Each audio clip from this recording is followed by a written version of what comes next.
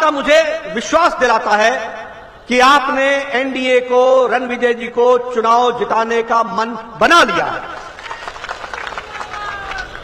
लेकिन मैं आपसे निवेदन करने आया हूं कि मुझे सिर्फ आपका वोट नहीं चाहिए।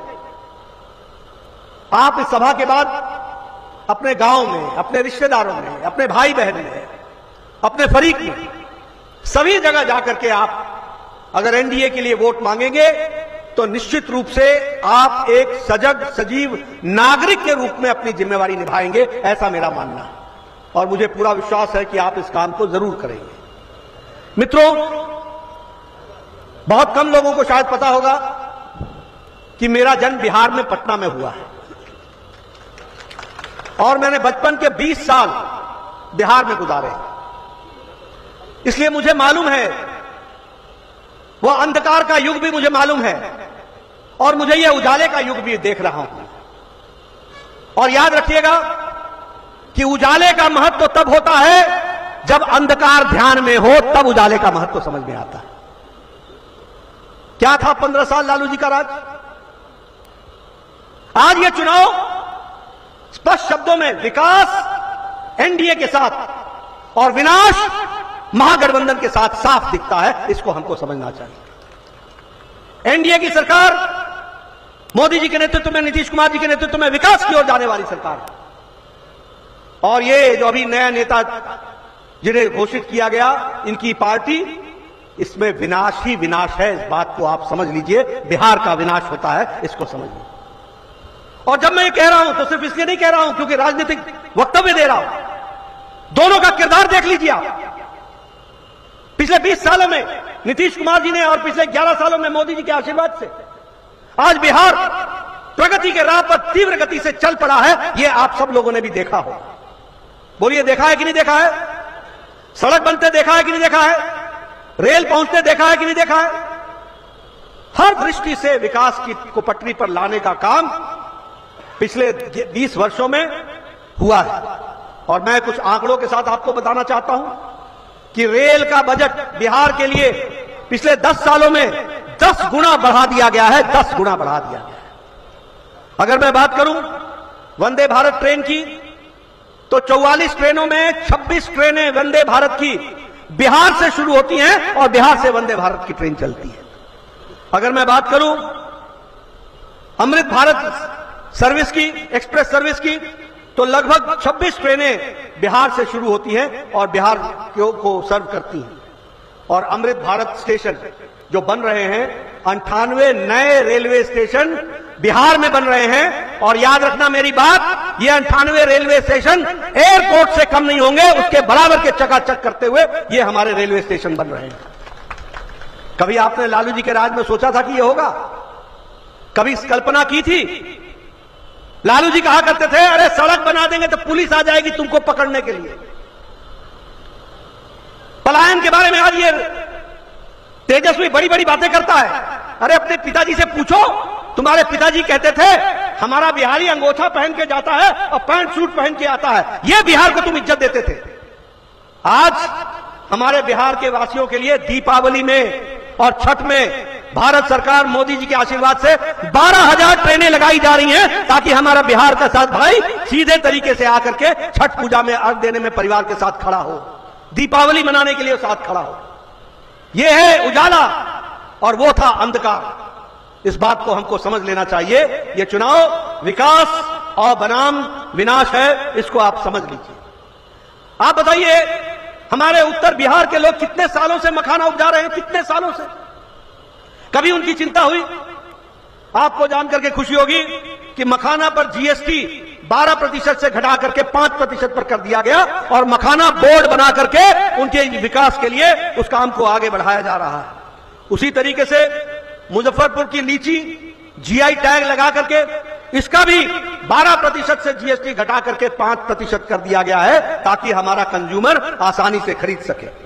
सुधा डेयरी प्रोडक्ट की बात करूं तो उसमें भी दूध पर और पनीर पर जीएसटी मुफ्त कर दिया गया, जीएसटी हटा दिया गया है।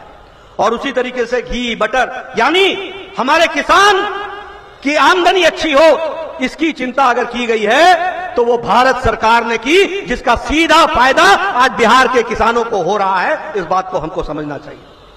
मधुबनी की पेंटिंग, भागलपुर का सिल्क और दरभंगा से हमास एक्सप्रेसवे, ये सारे जो 5,000 करोड़ रुपए का बन रहा है, वो बिहार को एक नई ताकत देने वाला है। नए तरीके से बिहार का विकास होने वाला है। अभी अभी सम्राट चौधरी जी आपको बता रहे थे, महिला रोजगार योजना 2,10,000 की व्यवस्था, महिलाओं को स्वरोजगार के लिए खड़ा करना। कभी सोचा था महिला सशक्तिकरण के बारे में? और ये नहीं है कि ये आज हम कर रहे हैं। नीतीश बाबू ने बच्चियों को पढ़ाने के लिए साइकिल से लेकर स्कॉलरशिप देने का काम और उनका सशक्तिकरण करने का काम किया था, तो वो नीतीश कुमार ने किया था। इस बात को हमको याद रखना चाहिए। इसलिए विकास के लिए हर तरीके से एक बिहार की एक नई तस्वीर बनाई जा रही है, जिसको हम लोग पूरा करने का प्रयास कर रहे हैं। मां जानकी के लिए 890 करोड़ रुपए का एक धाम बन रहा है। अभी सम्राट चौधरी जी ने बताया आपको कि राम जन्मभूमि तो बन गया, लेकिन सीता मैया, उनकी जन्मस्थली के बारे में किसी ने भी नहीं सोचा था। उसके बारे में सोचा तो वह एनडीए की सरकार, मोदी जी ने सोचा, और उसका भी अब भव्य मंदिर बन रहा है। यह बात हो रही है। आप सब लोग लंबे समय से बिहार को देख रहे हैं। मैंने भी अपना बचपन देखा है।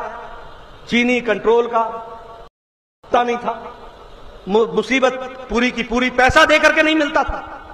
आज बिहार में 8,70,00,000 लोगों को प्रधानमंत्री गरीब कल्याण अन्न योजना में 5 किलो गेहूं या 5 किलो चावल दिया जा रहा है। इस बात को हमको समझना चाहिए।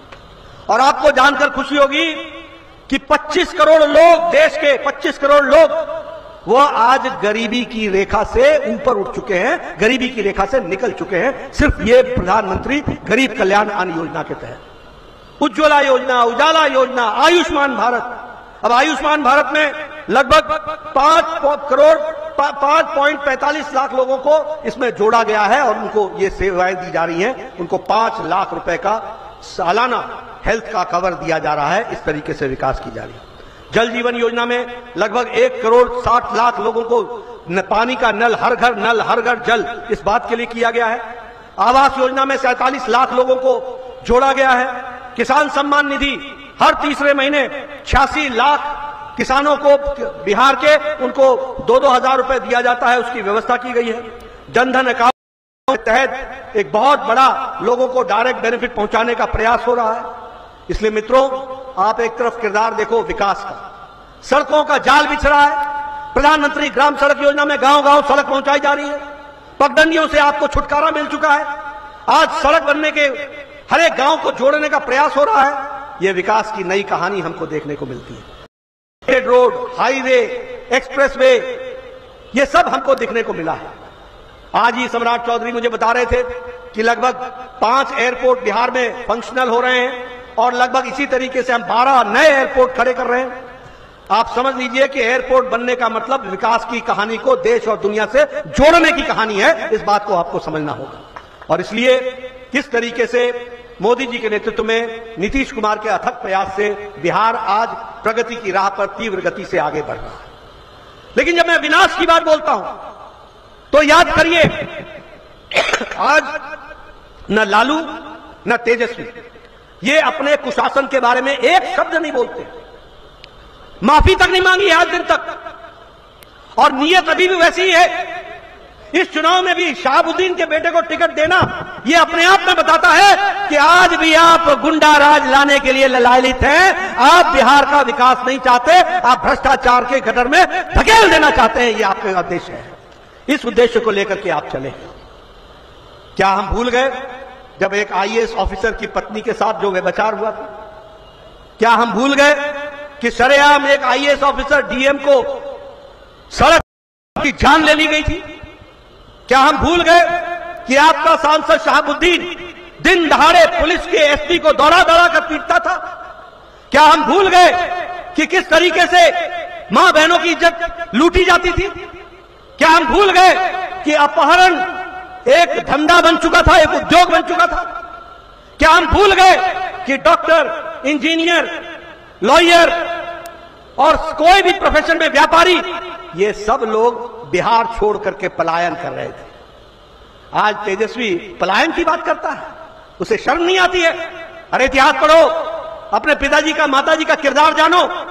तुम्हारे माताजी और पिताजी के समय में किस तरीके की सरकार चली है, किस तरीके से लोग 3 बजे के बाद निकल नहीं सकते थे। अभी रणविजय जी ने आपको बताया है, मैं जीता जागता इसका गवाह हूं। यहां तो नक्सलाइटों का आतंक था, लेकिन पटना जैसे शहर में भी 5 बजे के बाद हम नहीं निकल सकते थे। यह स्थिति लाकर के खड़ी की थी।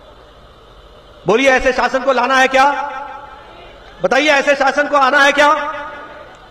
इस शासन को अगर नहीं आना है तो एनडीए को जिताना होगा, रणविजय जी को लाना होगा। यही रास्ता है, इसको आप समझ लीजिए, ये आप जान लीजिए। मैं याद दिलाना चाहता हूं, आप सब लोग भूल गए होंगे लेकिन मुझे अच्छी तरीके से याद है। तेल पिलावन लठिया भाजन, याद है आपको? लालू जी ने बिहार में रैली पटना में की थी, सारे लाठी लेकर के तेल पिला करके भांजते हुए गांधी मैदान में पहुंचे थे। कैसा शासन था? जब बिहार का मुख्यमंत्री तेल पिलावन लठिया भांजन जैसी रैली कराए तो आप समझ सकते हैं कि उसका उद्देश्य क्या था।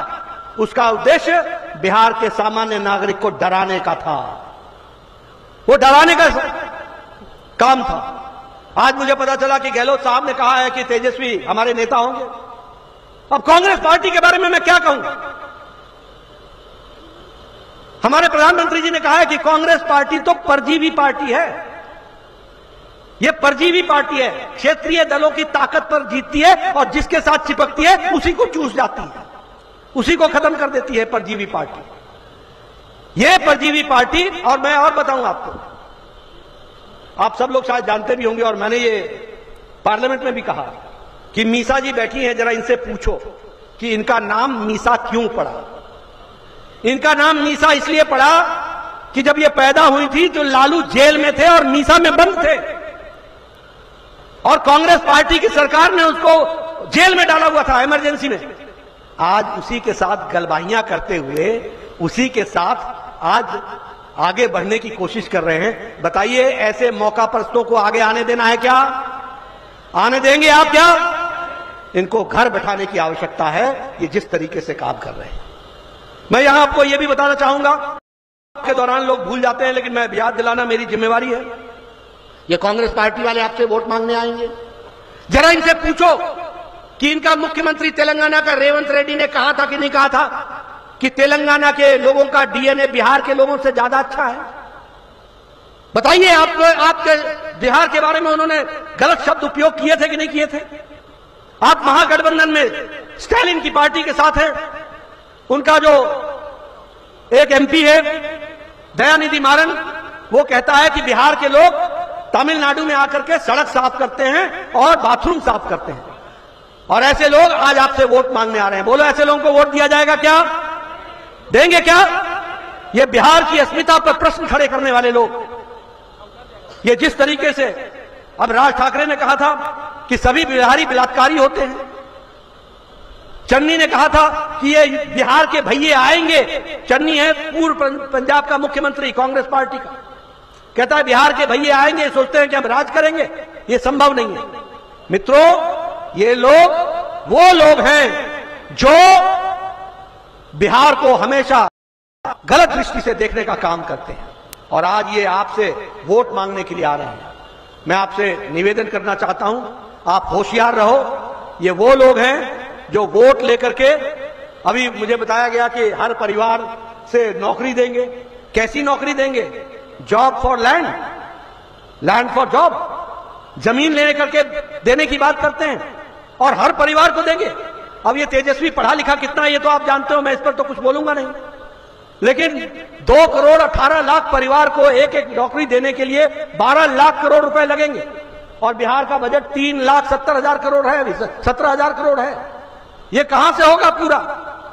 ये न 9 मन तेल होगा, न राधा नाचेगी, न सच्चाई होगा, न कभी ये पूरा होगा। ये लोगों को बरगलाने का काम कर रहे हैं, और इसलिए मैं आपको सचेत करने आया हूं, यह चुनाव याद रखना विकास बनाम विनाश है। एनडीए की सरकार विकास की पटरी को आगे बढ़ाएगी। सबका साथ, सबका विकास, सबका विश्वास, सबका प्रयास। सड़क किसी जाति के लिए नहीं बनती है, रेल किसी जाति के लोगों के लिए नहीं चलती है, कोई पुलिया या पुल मजहब के लिए नहीं बनता है, वो सबके लिए बनता है। कोई अस्पताल किसी जाति के लिए नहीं खोला जाता है, किसी मजहब के लिए नहीं खोला जाता है। यह स्कूल सिर्फ किसी एक मजहब या जाति का व्यक्ति नहीं पढ़ता है। बहनों के पढ़ने की व्यवस्था वो किसी जाति की नहीं होती है, वो सब लोगों के विकास के लिए होती है। और इसलिए सबका साथ, सबका विकास, सबका विश्वास, सबका प्रयास, इस मंत्र को लेकर के हम चल रहे हैं। और आपसे मेरा निवेदन है कि आप इसको जरूर ध्यान में रखिएगा। मैं यहां यह भी आपको बता देना चाहता हूं, आरजेडी, आर का मतलब रंगदारी, जे का मतलब जंगल राज और द का मतलब दादागिरी। ये आरजेडी है, इससे बचकर रहना। ये हाथी के दांत दिखाने के और खाने के और है। ये जो लोग नौकरी के लिए जमीन रखवाते हो वो आपको नौकरी देंगे। जो लोग मां बहनों की इज्जत नहीं कर सकते हो वो सुरक्षा देंगे। इसलिए मित्रों, मैं आपसे एक ही निवेदन करने आया हूं कि यह चुनाव आप पूरी हिम्मत के साथ रणविजय जी को चुनाव जिताइए। रणविजय जी एक बहुत ही जमीन से जुड़े हुए नेता, जमीन से जुड़े हुए, और इन्होंने गरीबों के लिए, हर वर्ग के लिए काम किया है, हर समाज के वर्ग के लिए काम किया है, जाति से ऊपर उठ करके काम किया है। एक छोटे से अवधि में इन्होंने 42 से ज्यादा पुल बनाए हैं, 42 से ज्यादा पुलिया बनाए हैं। 950 किलोमीटर की सड़क बनाई है, 950 किलोमीटर की सड़क। बिजली, आप बताइए, 20 साल पहले जनरेटर चलता था कि नहीं चलता था? बिजली थी उस समय? गांव में बिजली थी? आपको वो याद है कि मोबाइल को चार्ज करने के लिए जनरेटर वाले के पास जाना पड़ता था और 10 रुपये और 15 रुपये देना पड़ता था? आज 24 घंटे बिजली गांव में है। इस बात को मैं दावे के साथ कह सकता हूं, ये कह। और ये इसलिए हुआ है क्योंकि रणविजय जी ने 5 पावर स्टेशन बनाए, एक ग्रिड बनाया और इस तरीके से सबको जोड़ने का प्रयास किया है। तब आज गांव गांव बिजली पहुंची है और काम हुआ है। यह है उजाला, यह है विकास। बोलो, विकास को वोट दोगे कि नहीं दोगे? रणविजय जी को चुनाव जिताएंगे कि नहीं जिताएंगे? जरा जोर से बोलो भाई, जोर से बोलो। निश्चित रूप से रणविजय जी को आप चुनाव जिताइए, इलाके के विकास को आगे बढ़ाइए और अपने माता बहनों को सुरक्षित रखने का काम कीजिए। और इसके साथ साथ विकास के साथ हमारे नौजवान लोग आगे बढ़ें और बिहार एक नया बिहार आगे बढ़े, इसके लिए हम काम करें। इन्हीं शब्दों के साथ बहुत बहुत धन्यवाद। एनडीए गठबंधन जिंदाबाद। मेरे साथ उपस्थित बिहार के उप मुख्यमंत्री सम्मानीय सम्राट चौधरी जी, हमारे बहुत ही लोकप्रिय और आप सबके दिलों में बसे हुए ऐसे हमारे प्रत्याशी श्री रणविजय कुमार जी, आज के इस कार्यक्रम की अध्यक्षता कर रहे विजेंद्र चंद्रवंशी जी, मंच का संचालन कर रहे रविशंकर शर्मा जी, हमारे उत्तर प्रदेश के मंत्री और मेरे वरिष्ठ साथी श्री सतीश शर्मा जी, धर्मेंद्र सिंह जी, जिला के अध्यक्ष जनता दल यूनाइटेड, चंद्रभूषण सिंह जी, जिला अध्यक्ष लोजप्पा, चंद्रभूषण अशोक मेहता जी, जिला अध्यक्ष आरएलएम, रणधीर सिंह जी, जिला अध्यक्ष हम पार्टी के, सुबोध कुमार सिंह जी जो विधानसभा के प्रभारी हैं, मनोज कुशवाहा जी जिला प्रभारी, संजय कुमार जी, उमेश पासवान जी, विजय शर्मा जी, सम्मानित मंच और यहां इतनी बड़ी संख्या में आए हुए हमारे सभी सज्जन वृंद, मीडिया के मेरे साथी, प्रिंट मीडिया और इलेक्ट्रॉनिक मीडिया के साथी। जब मैं गो विधानसभा में आया हूं तो सबसे पहले तो दुधेश्वर नाथ मंदिर को नमस्ते करते हुए, देवकुंड को नमन करते हुए, महादेव को नमन करते हुए अपनी बात को मैं प्रारंभ करता हूं। हम सब जानते हैं बिहार वो प्रदेश है जिसने आदिकाल से नहीं सिर्फ बिहार को बल्कि देश को और दुनिया को नेतृत्व देने में अपना बहुत बड़ा योगदान किया है। ये चाणक्य की भूमि, अगर मैं विद्वान की बात करूं तो आर्यभट्ट की भूमि, महावीर की भूमि, ऐसी भूमि में आज मुझे यहां आने का सौभाग्य मिला है। मैं पुनः बिहार के सभी वासियों को नमन करता हूं। मित्रों, बहुत तफसील से, बहुत विस्तृत रूप में चुनाव के बारे में हमारे रणविजय कुमार जी ने और बाद में सम्राट चौधरी जी ने आपके सामने चुनाव की बात रखी है और चुनाव में उन्होंने आग्रह किया है कि आप एनडीए को वोट दें। जो मैं उत्साह देख रहा हूं, जो मैं उमंग देख रहा हूं और जिस तल्लीनता के साथ आप सुन रहे हैं, वो इस बात का मुझे विश्वास दिलाता है कि आपने एनडीए को, रणविजय जी को चुनाव जिताने का मन बना लिया है। लेकिन मैं आपसे निवेदन करने आया हूं कि मुझे सिर्फ आपका वोट नहीं चाहिए। आप इस सभा के बाद अपने गांव में, अपने रिश्तेदारों में, अपने भाई बहन में, अपने फरीक में, सभी जगह जाकर के आप अगर एनडीए के लिए वोट मांगेंगे तो निश्चित रूप से आप एक सजग सजीव नागरिक के रूप में अपनी जिम्मेवारी निभाएंगे, ऐसा मेरा मानना है और मुझे पूरा विश्वास है कि आप इस काम को जरूर करेंगे। मित्रों, बहुत कम लोगों को शायद पता होगा कि मेरा जन्म बिहार में पटना में हुआ है और मैंने बचपन के 20 साल बिहार में गुजारे।